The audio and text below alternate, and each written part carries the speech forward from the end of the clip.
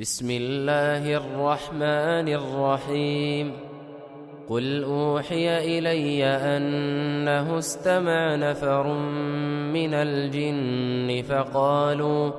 فقالوا إنا سمعنا قرآنا عجبا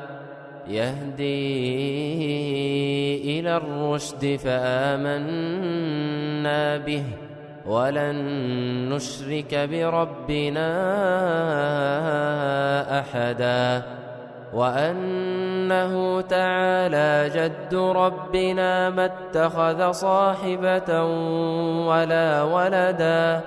وأنه كان يقول سفيهنا على الله شططا وأنا ظننا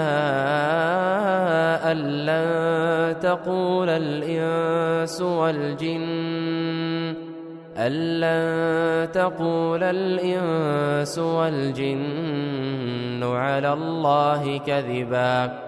وأنه كان رجال من الإنس يعوذون برجال من الجن فزادوهم رهقا وأنهم ظنوا كما ظننتم أن لن يبعث الله أحدا وأنا لمسنا السماء فوجدناها ملئت حرسا شديدا وشهبا وأنا كنا نقعد منها مقاعد للسمع فمن يستمع الآن يجد له شهابا رصدا وأنا لا ندري أشر أريد بمن في الأرض أم أراد بهم ربهم رشدا وأنا منا الصالحون ومنا دون ذلك كنا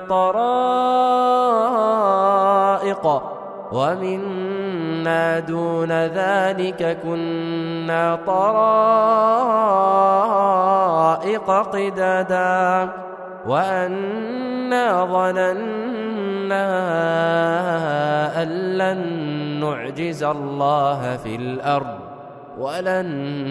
نعجزه هربا وأنا لما سمعنا الهدى آمنا به فمن يؤمن بربه فلا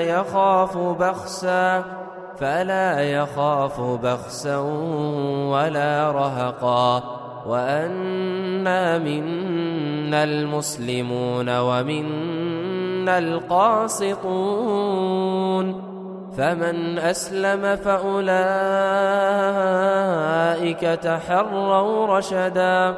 وأما القاسطون فكانوا لجهنم حطبا وأن لو استقاموا على الطريقة لأسقيناهم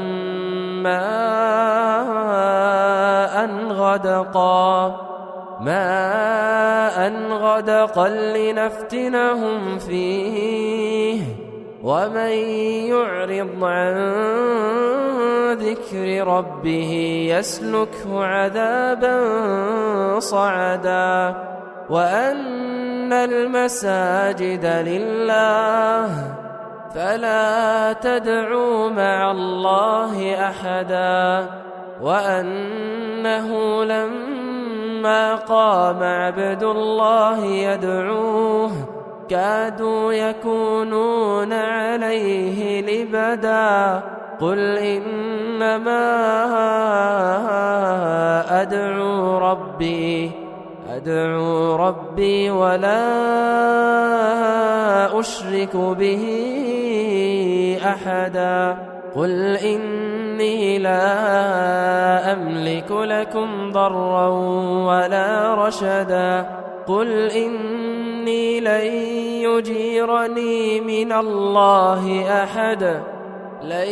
يجيرني من الله أحد ولن أجد من دونه ملتحدا إلا بلاغا من الله ورسالاته ومن